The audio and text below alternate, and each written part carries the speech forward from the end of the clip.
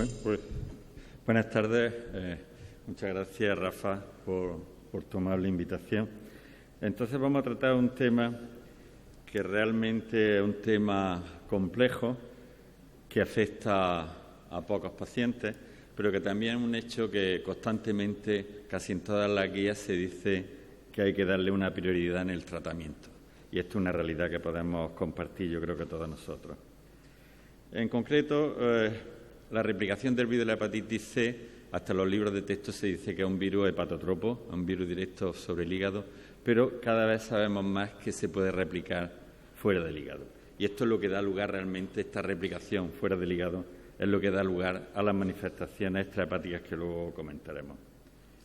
Y se ha descrito hasta ahora esta replicación extrahepática en la sangre, se han descrito en los granulocitos, macrófagos, B-linfocitos, esto es muy importante, no en los T-linfocitos, células dendríticas sanguíneas, cerebro, y también se ha estudiado la cadena negativa del ARN en órganos como médula ósea, páncreas, tiroides, glándulas, vasos, nódulos linfáticos y fluido vaginal. Por lo tanto, las manifestaciones o el virus en esta localización extrahepática al menos es significativa.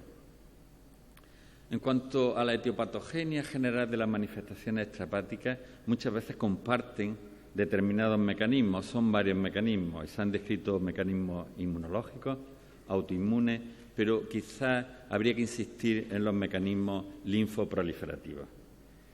¿Y por qué son importantes las manifestaciones extrahepáticas? Yo creo que esta pregunta es necesaria hacérselo.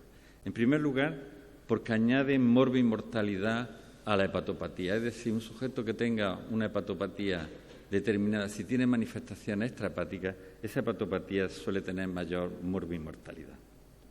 A veces, incluso a través de manifestaciones extrahepáticas, se ha llegado a descubrir o diagnosticar la infección por el virus de la hepatitis C.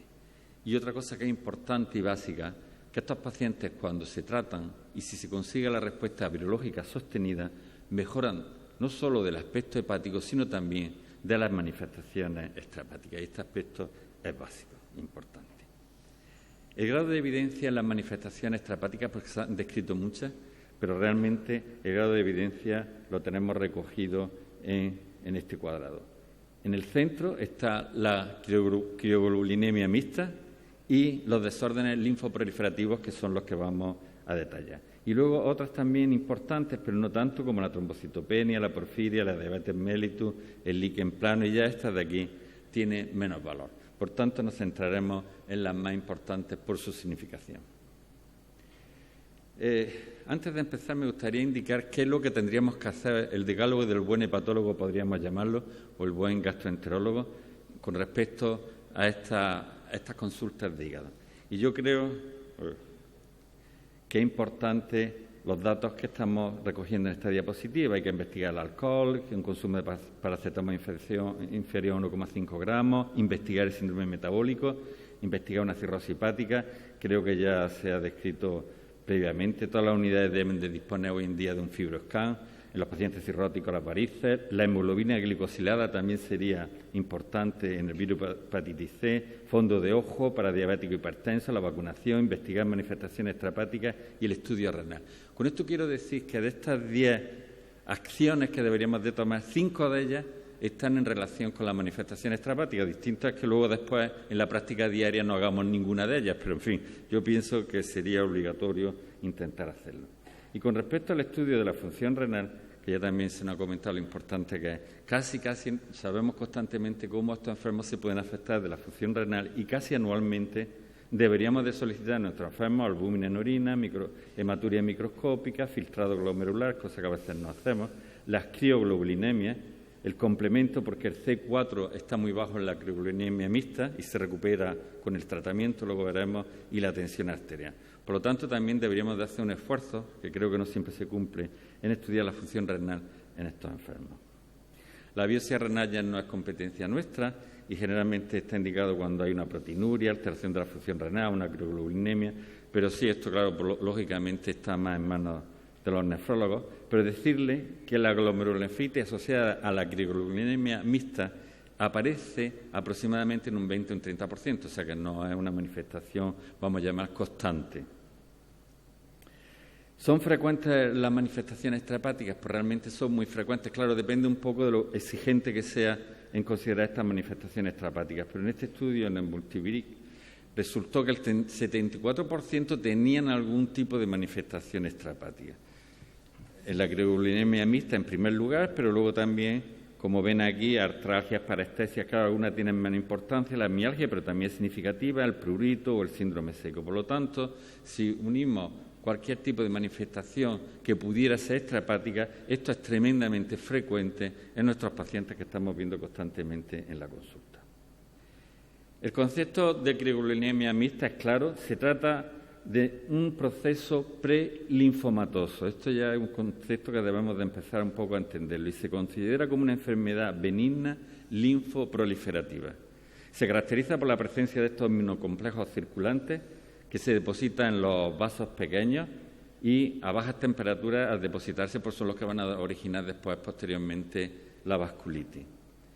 Y las crioglobulinias son inmunoglobulinas, IgM, IgG, con compuestos de factor reumatoide, en este caso, ARN, anticuerpos frente al virus de la hepatitis C, complementos, y se caracteriza porque son insolubles a baja temperatura y por eso son los que dan lugar a la vasculitis y se disuelven con el recalentamiento. Estos son los conceptos básicos de la crioglobulinemia mixta. Sabemos que por conceptos se clasifica en el tipo 1 monoclonal, que no tiene nada que ver con el virus de la hepatitis C, aproximadamente un tercio. El tipo 2, que es la mixta, monoclonal y policlonal, que sí está relacionada con el virus de la hepatitis C, y el tipo 3 policlonal, que tampoco no viene al caso. En cualquier caso, la manifestación clínica que produce la crioglobulinemia es la vasculitis, secundaria a esta precipitación de los inmunocomplejos, y la clínica depende, por así decirlo, de esta vasculitis. En esta revisión magnífica del New England nos viene a ver cómo aparece la crioglobulinemia. Entonces, las células dendríticas presentan o estimulan a los B-linfocitos, en este caso a través de los receptores BAF, y este estímulo de los B-linfocitos, hay una expansión clonal de estos B-linfocitos, y esta expansión clonal activa las células plasmáticas, en este caso al IgM, al factor reumatoide, como antes hemos comentado, y esto produce los crioprecipitados, que es lo que están viendo aquí, con un consumo de complementos y al final es lo que va a dar lugar a la vasculitis. Pero además de este camino que antes hemos descrito, con esta expansión clonal y este estímulo de las células plasmáticas, también existe aparentemente lo que se piensa, unas alteraciones genéticas aberrantes que van a producir alteraciones y estas van a ser lo que van a dar lugar al linfoma de células B. Por lo tanto, linfoma no-Hodgkin de células B. Por lo tanto, esta expansión clonal puede dar lugar, por un lado, a la crioglobulinemia y, por otro lado, al linfoma no-Hodgkin de células B. Con respecto a datos de la crioglobulinemia mixta, para hacernos una idea, el 90% de los pacientes con crioglobulinemia mixta están infectados por el virus de la hepatitis C. Por lo tanto, casi en su mayoría. Las crioglobulinas se detectan en el 25, un tercio aproximadamente de los infectados por el virus de la hepatitis C. Y la vasculitis, que es el final del cuadro fundamental, aparece en un 10, un 15% de los pacientes con crioglobulinemia mixta. Estos son los síntomas también recogidos de este estudio, de esta revisión. Estos son los síntomas. El síntoma más frecuente es la púrpura palpable, pero además también se pueden producir úlceras, Raynaud. El riñón, como antes hemos dicho, se afecta con mucha frecuencia y no solamente puede dar hipertensión arterial, sino glomerulonephritis, síndrome nefrótico. La afectación neurológica también hay que investigarlo siempre. Y luego hay una serie de síntomas musculoesqueléticos como artralgia, astenia, que son muy diversas. Y estas son las manifestaciones más raras. Por lo tanto, fijaros en la púrpura palpable y luego investigar el riñón, por así decirlo, investigar el sistema nervioso, y estos son los síntomas generales de alguna manera que pueden aparecer. Hay una tríada típica que se llama la púrpura, astenia y artralgia, pero solo se presenta en el 30% de los pacientes. Esto es lo que es la vasculitis, la púrpura palpable, a veces las úlceras que podemos encontrar y siempre de alguna manera deberíamos identificar a nuestros pacientes. ¿Cómo se maneja las manifestaciones extrahepáticas de una manera general y luego veremos con respecto a la crioglobulinemia? Pues en principio tiene que haber una colaboración multidisciplinaria. Esto no puede ser, está en manos de los hepatólogos, sino puede ser que hay que colaborar con los oncólogos, nefrólogos, etcétera.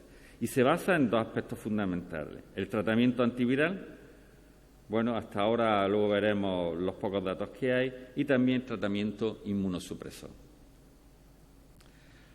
Con respecto a los fármacos de crioglucosamina mixta, pues con respecto a la viruela de la hepatitis C, tenemos todos los fármacos que estamos viendo constantemente, pero aquí se cortan los datos que tenemos, o sea, tenemos solo datos con telaprevir o ceprevir, no tenemos datos posteriormente con sofosbuvir o con cualquier otra combinación.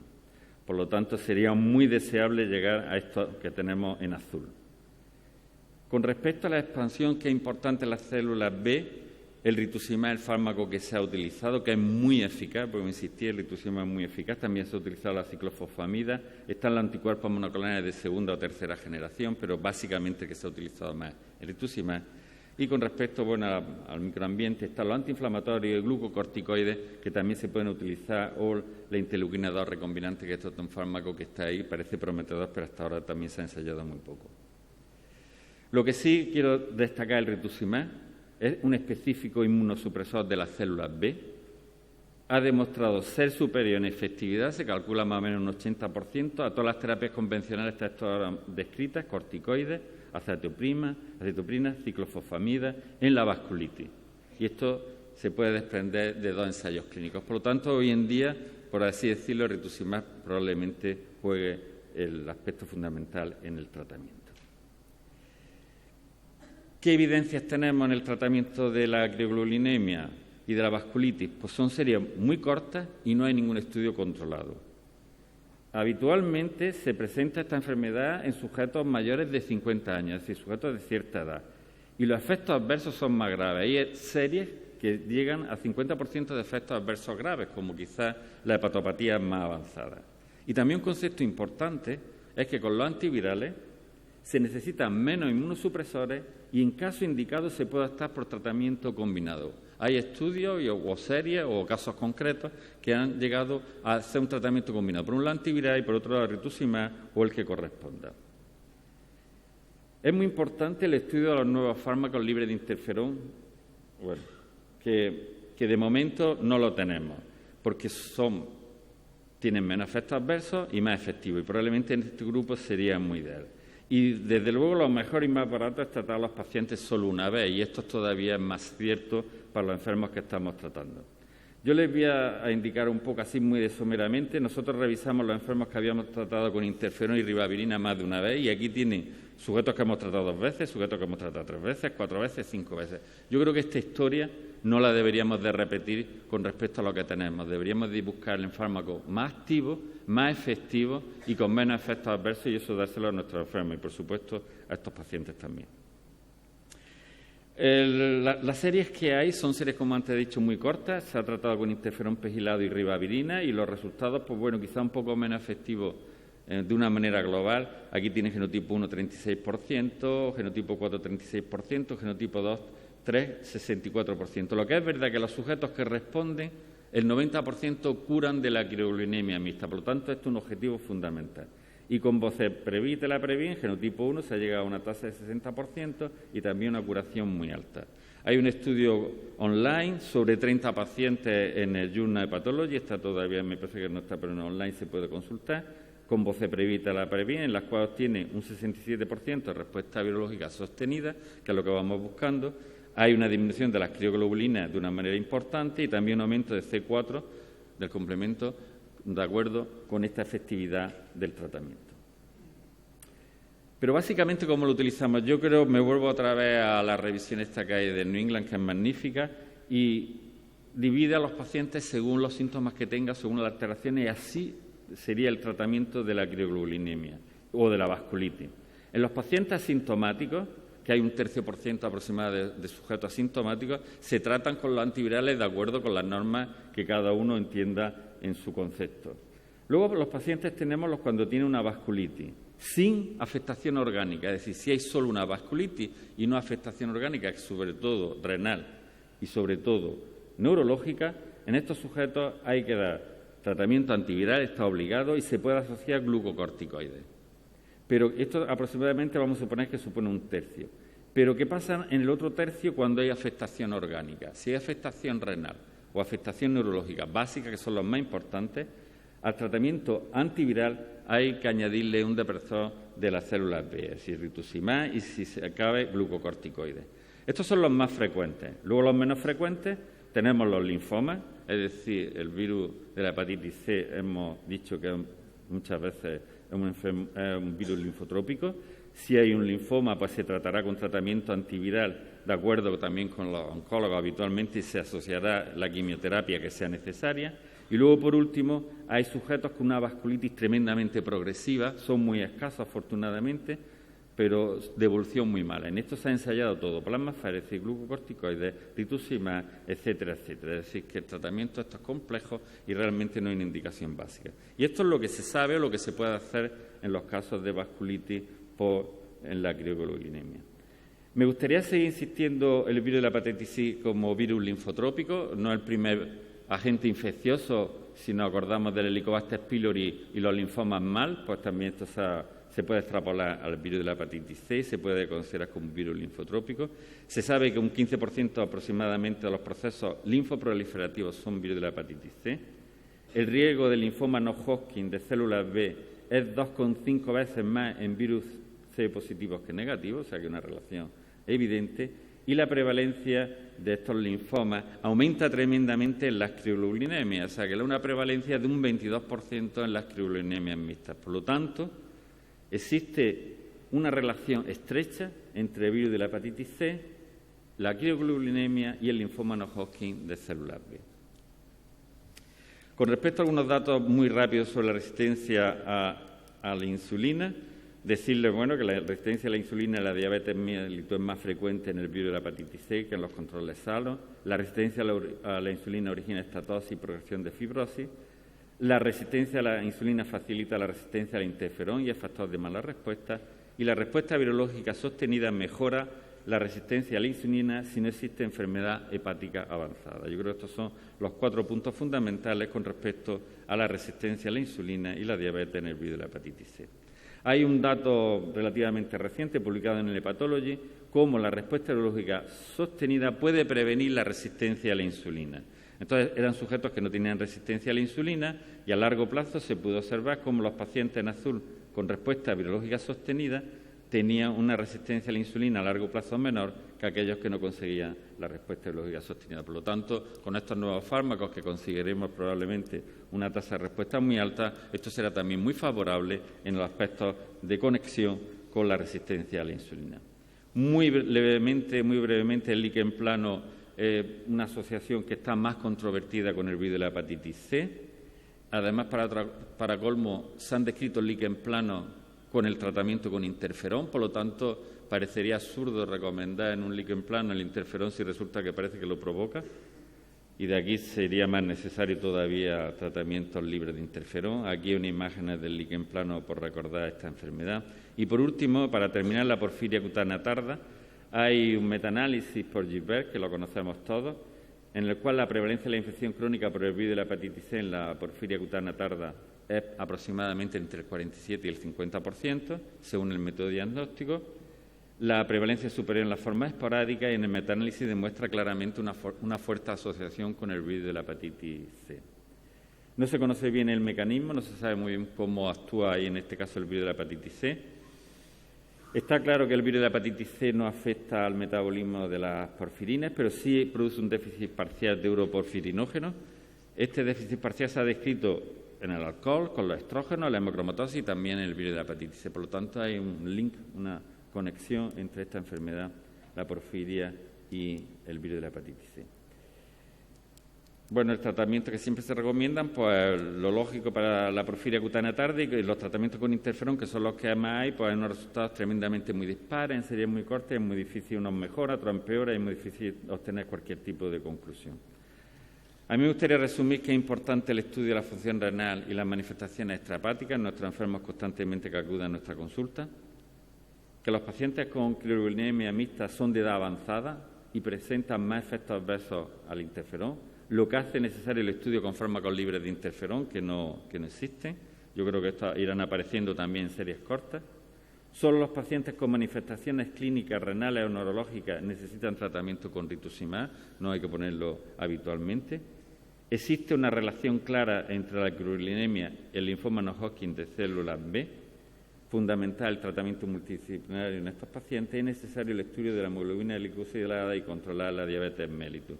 Y recomendaciones, prácticamente una recomendación que puedo hacer yo según mi criterio, no sé ningún valor, por eso si la recogen este jurado podrá tener algún valor. Yo creo que los pacientes, aunque no hay datos, los pacientes con esta enfermedad, acroglutinemia mixta, por lo que estamos hablando, por los efectos adversos, porque son mayores, etcétera, etcétera, se deberían tratar con combinaciones libres de interferón y no deberíamos de utilizar el boceprevir y telaprevir, que es el fármaco que más se está utilizando recientemente. Y nada, muchas gracias por su atención.